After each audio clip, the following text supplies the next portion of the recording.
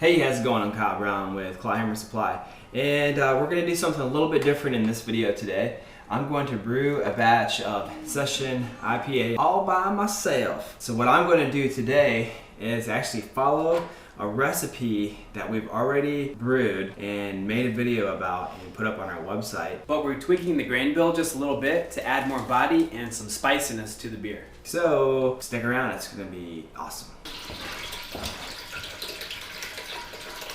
First thing I need to do, I'm going to figure out how much water I actually need.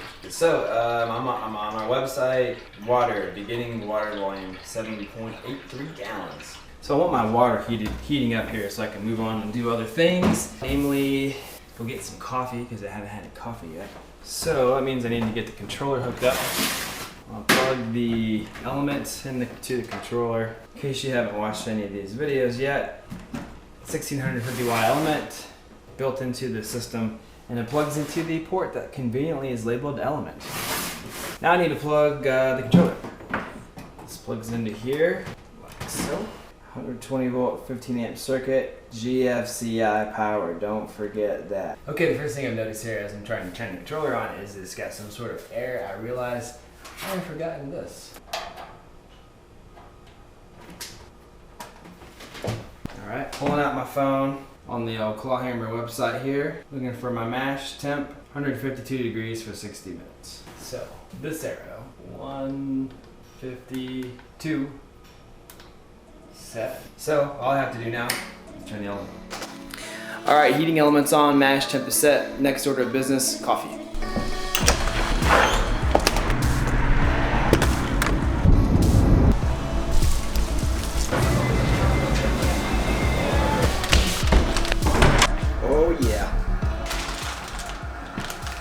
Alright, I left it was 9:50 and the temp was 74 degrees. That's when I left. It's 10:23 and we're at about 1:15. I'm just gonna let this thing continue to heat up.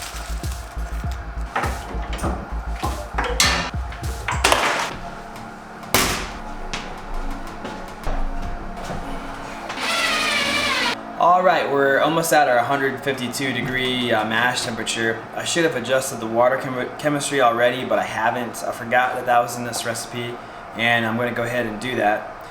So we're looking at, see here I've got gypsum, 3.6 grams, 3.7, close enough.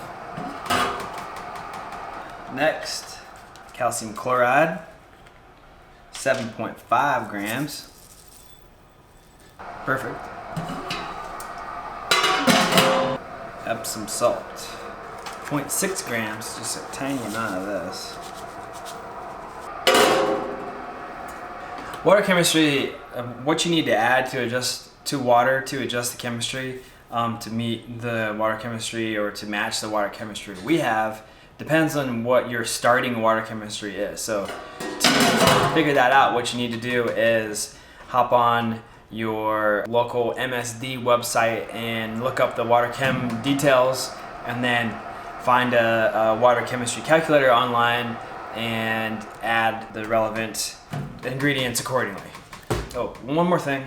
I'm going to add half of a Campton tablet to remove any traces of the chlorine taste that we might have in here. Alright, so 151.5. I still need to grind the grains, so I'm going to do that real quick. And it's 10:50, so I started this at 9:50, it's 10:50. It took exactly 1 hour to heat up to mash temp. Alright, 152 on the money.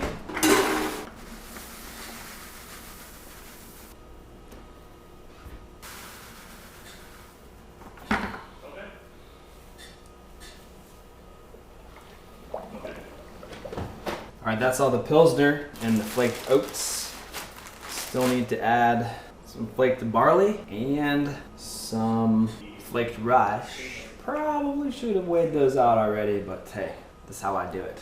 Doing what I want today. I pre-weighed the oats, flaked oats and the Pilsner at the homebrew shop. It was supposed to be flaked barley and flaked wheat. I ended up getting flaked barley and flaked rye because they didn't have any flaked wheat. So 1 pound bag, I only need 12.8 ounces. So I'm gonna weigh that out real quick. Got a pound of this, I'm gonna have to dump some out. So this is flaked rye. We're substituting this for the wheat this time. Rye kind of spices things up. It literally lends like a spicy flavor, a spicy note to beer when you add it as an ingredient. So I figured why not? Sounds good to me. So again, we're at about 16 ounces. We need 12.8.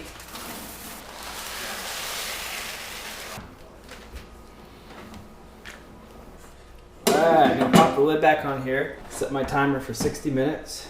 60 minutes on the clock. And I need to get the pump and my hose set up so I can recirculate through the kettle here. Okay, so the first thing I'm gonna set up here is pump. I'm gonna plug it in.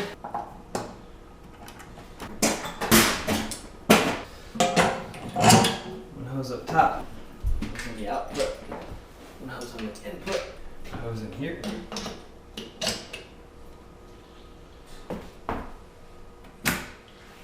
Okay, you have about 33 minutes left in the mash here, so I'm going to take this opportunity to get some very important work done.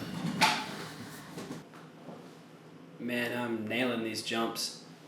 Did I just hear you say you were working on some important work? Yeah, I'm just about to start my work program.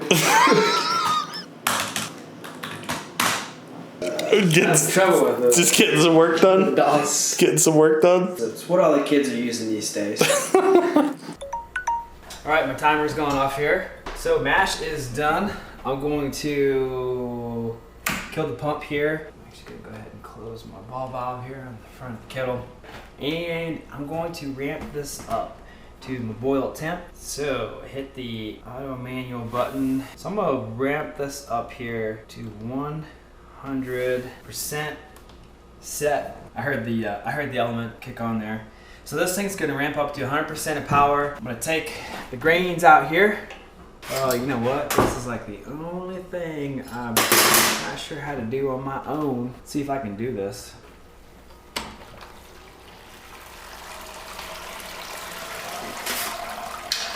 Oh yeah.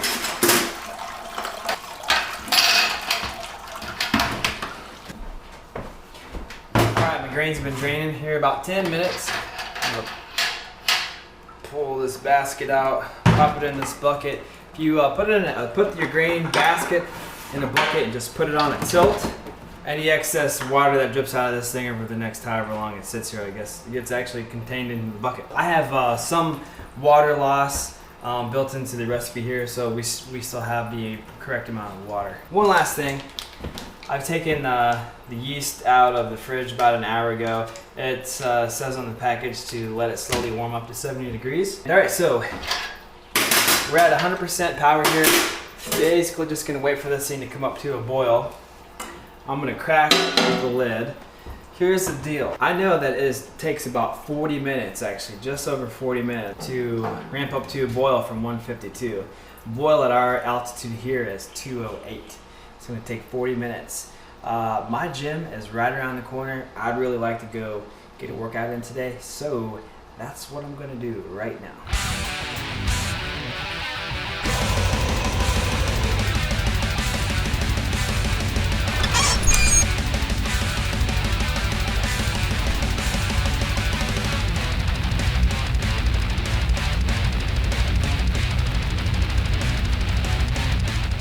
All right, our boil's almost done here. Of course, there's liquid left over in the hose after the mash that didn't get boiled, and we just built this into our settings as line loss. So what I'm gonna do here, you don't want to, I guess, proceed with the process after the boil by like putting this liquid back in the kettle. So I'm just gonna get rid of it.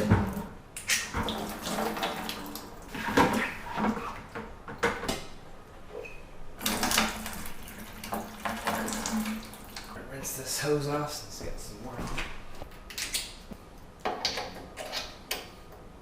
All right, I need to get my chiller set up. I'm gonna do that right now.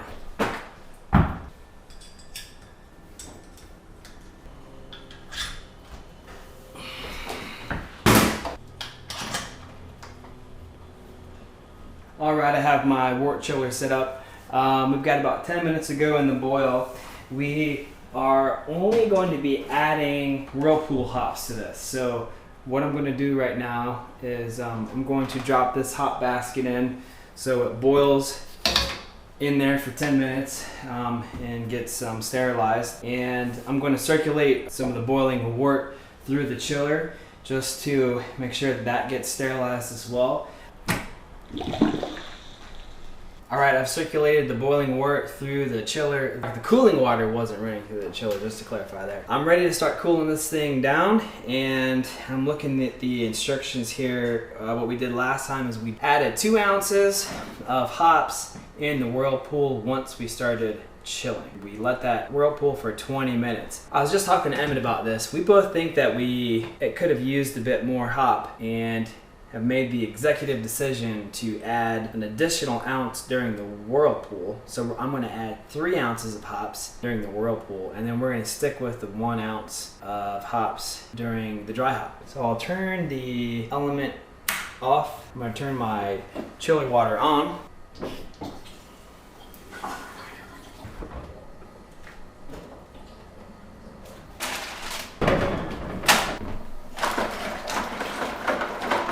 We didn't use the hot basket last time, did we?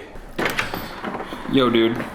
Did we use the hot basket last time? I mean, it doesn't really matter. As long as there's enough liquid in there that they're gonna sit. All right, thanks. All right. All right, I guess since we're whirlpooling, we don't need the hot basket, so I'm just gonna take that out of here. We have like a cigar screen in the bottom. I'm not really sure how much of the hop debris is gonna keep out, but you know, in theory, the hop debris is supposed to collect in the center and hopefully won't get sucked down into the fermenter. So we always like to throw our hop bags and the scissors in the sanitizer. I mean, it's still pretty warm, but it is chilling, so we're trying to keep bacteria getting out of the fermenter. So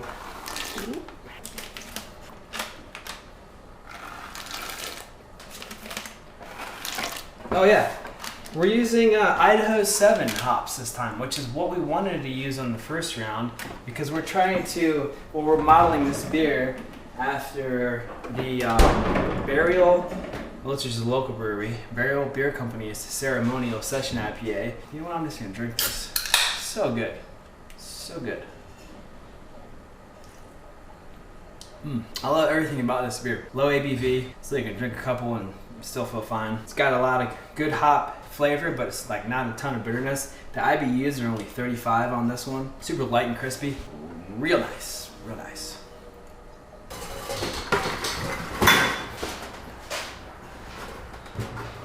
All right, so I put this chiller up on a bucket so I could angle the hose in here and get more of a true whirlpool going on.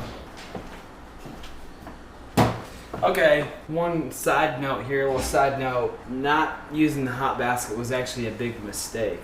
The last time we did this, we actually did the whirlpool without we had forgotten the cigar filter. We just dumped the hops in and it turned out fine. The hops just sort of circulated through the pump and didn't cause any problems. This time I did have the cigar filter on there and the hop debris kept clogging up the cigar filter. So People are probably gonna yell at us. It's Bazooka Screen. Bazooka Screen. Couldn't Bazooka think of the Screen. name. Whatever. That's like a brand name though, right? I guess. Yeah. Shooting for a fermentation temp of about 66 degrees. And we're about 66 on the output right now. So, all right, this guy is full. Turn our chiller water off.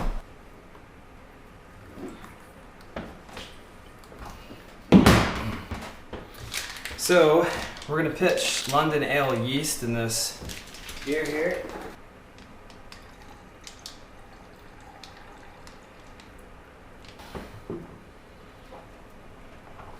All right, got my airlock here with some sanitizer solution in it. Pop it down in there. Pop the little inner cap in there. And then put my outer cap And we're ready to transfer this one to the fermentation chamber. And I'm also ready to take my final gravity. I'm just gonna get some of the wort out of the one of the hoses here for that. So let's see here.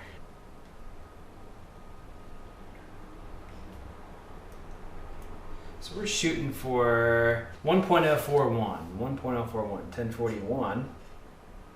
So we're right at 1039 on this, 1.039. And yeah, that's just a tiny bit off, a little bit low, which is fine with me. This is a session IPA. It's meant to have low alcohol by volume, low ABV. So awesome. That means I can drink that much more of these and still be able to walk myself home or do whatever. All right, well, that's it. It's my first beer by myself. Thanks for joining, and make sure to check out the first Sloth Session IPA we did on our YouTube channel. It's just called The Sloth Session IPA. And also, we've shot a bunch of other brewing videos. Check those out. And if you're interested in the brewing equipment that we're using here, we actually make and sell this stuff. It's on our website. That's clawhammersupply.com. Thanks so much for watching. See ya. And cheers. Here, you just said you're going to do it yourself today. I said, so today you become a man. Brewing your own batch of beer. I said, all right.